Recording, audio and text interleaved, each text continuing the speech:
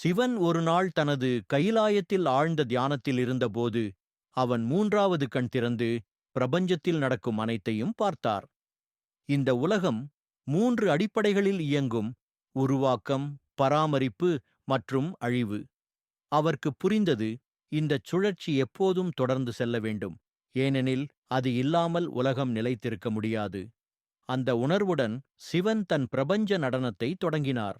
இந்த நடனம் எதுவும் சாதாரணம் அல்ல. இது பிரபஞ்சத்தின் முழு சுழற்சியையும், உயிரின் இறுதி மற்றும் புதுப்பிரதிகளையும் வெளிப்படுத்துவதாகும். சிவன் தன் பிரபஞ்ச நடனத்தை ஆரம்பிக்கும்போது அவன் ஒவ்வொரு அடியையும் எவ்வளவு பெரும் அதிர்ச்சியை ஏற்படுத்தும் என்பதை உணர்ந்து அவன் வலது கையில் தாளம் வைக்க இடது கையில் அக்னி வைத்திருந்தான்.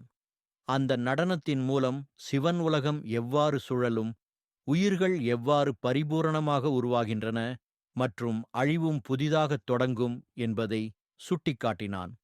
சிவன் நடனத்திலிருந்து தோன்றும் ஆற்றல்கள் மற்றும் இசைகள் உலகத்தின் நேர்மறையான மற்றும் எதிர்மறையான சக்திகளை சமநிலை கொண்டு செல்ல வேண்டும் என்று உணர்த்துகின்றன. அவன் நடனத்தின் இறுதி புள்ளியில் பிரபஞ்சம் ஒரு நிமிடத்திற்கு நிறுத்தப்படும் போதும் அது மீண்டும் அதன் இயற்கை சுழற்சியில் முன்னேறும். சிவன் தன் நடனத்தில் அப்போது உணர்ந்தார், இந்த உலகம் அழிவுக்கு மட்டும் உடன்பட்டிருக்கவில்லை, அதனுடன் புதிய வாழ்க்கை உருவாக வேண்டும்.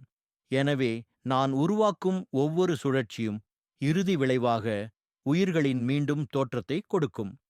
இந்த நடனம் அவனுடைய உலகம், ஆற்றல், வல்லமை மற்றும் ஆன்மீகத்தின் மையத்தை காட்டுகிறது. பிரபஞ்ச நடனம் ஒவ்வொரு உயிரின் ஆரம்பமும் முடிவும் இறுதி உருவாக்கத்திற்காக முக்கியமானதாகவும் என்பதை உணர்த்துகிறது. பிரபஞ்சத்தின் சுழற்சியில் நாம் அங்கமாகும், ஆனால் அதிலும் நாம் அழியாமல் புதியதாக உருவாகின்றோம். அதுவே வாழ்க்கையின் உண்மை. உருவாக்கமும் அழிவும் ஒரே சமயம் நிலைத்திருக்கும். உலகம் உழைக்கும், சுழற்றும், அழியும், ஆனால் கடைசியில் மீண்டும் மறுவாழ்வு பெறும். இது சிவன்வின் பிரபஞ்ச நடனத்தின் மையம்.